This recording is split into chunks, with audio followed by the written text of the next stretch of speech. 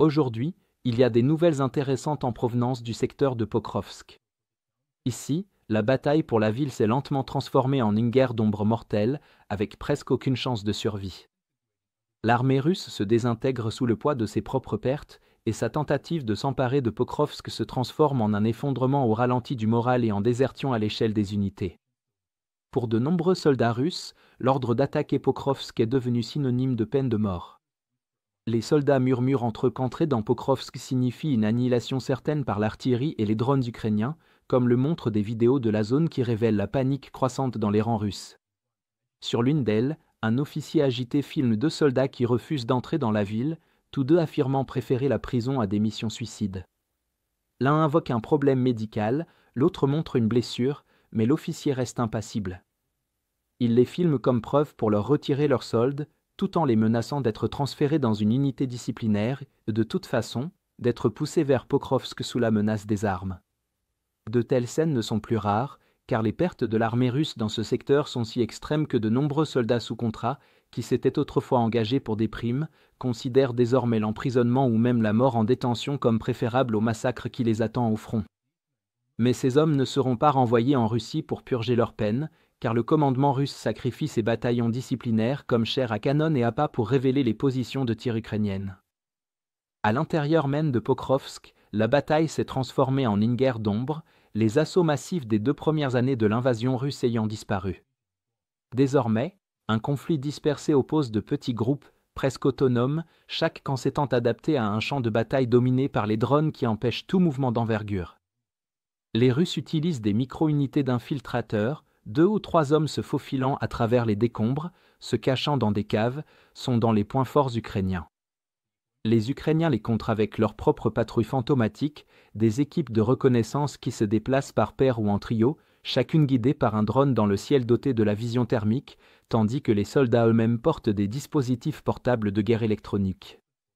Ces patrouilles sont silencieuses, très mobiles et létales, même si les affrontements impliquent rarement plus qu'une poignée de soldats de chaque côté.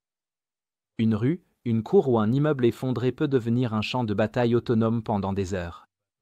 Cette guerre d'ombre est une conséquence directe de l'omniprésence de la surveillance et des drones FPV, car toute concentration de troupes ou tout mouvement de véhicule est immédiatement détecté et détruit. Les forces principales des 2 camps restent désormais à environ 10 km des limites de la ville, incapables d'avancer à travers les champs ouverts qui sont devenus des zones de mort. À l'intérieur de Pokrovsk, seules les unités les plus petites, les plus courageuses et les plus disciplinées peuvent survivre. Pour les Russes, l'infiltration sert à maintenir une avancée symbolique et à créer l'illusion du contrôle, tandis que pour les Ukrainiens, la mission consiste à contenir, traquer et éliminer ces infiltrés avant qu'ils ne puissent menacer la logistique ou affaiblir la cohésion défensive. Les défenseurs opèrent avec rapidité et précision, détecter l'ennemi, le fixer en l'encerclant et en le réprimant, neutraliser les soldats piégés à l'aide de fusils, de grenades, de bombes ou de drones, puis se replier avant que les drones russes ne puissent les tuer en retour. Ce nouveau modèle de guerre urbaine récompense davantage la compétence, la vigilance et l'endurance que le nombre. Pourtant, pour les Russes, dont les unités sont remplies de conscrits réticents et de soldats issus des prisons, cela s'est transformé en un hachoir à viande intenable.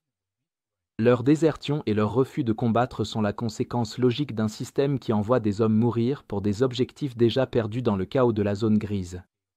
Globalement, malgré la brutalité de ces combats, l'armée ukrainienne n'a pas besoin de reprendre chaque pâté de maison de Pokrovsk. Ce qui compte, c'est de maintenir le contrôle territorial russe au sud de la voie ferrée, qui sert de barrière tactique face au nord encore défendu. Tandis que les unités Azov poussent à l'est de Rodinsk pour lâcher la pression et rouvrir l'accès nord de Mirnorad, les défenseurs ukrainiens à l'intérieur de Pokrovsk n'ont qu'à tenir suffisamment longtemps pour garder ce corridor ouvert. Si la connexion avec Mirnorad reste intacte, la ville peut continuer à résister ou, si nécessaire, organiser un repli sous la couverture des champs du Nord. Le plus gros problème avec la lecture des actualités en ligne, c'est qu'elles arrivent sous forme de flux de titres isolés, sans contexte ni chronologie des événements qui les ont précédés, donnant l'illusion que tout arrive au hasard. Pour naviguer dans ce chaos, nous avons créé Timeline Builder, le premier outil alimenté par l'intelligence artificielle conçu pour relier les points entre les actualités en temps réel.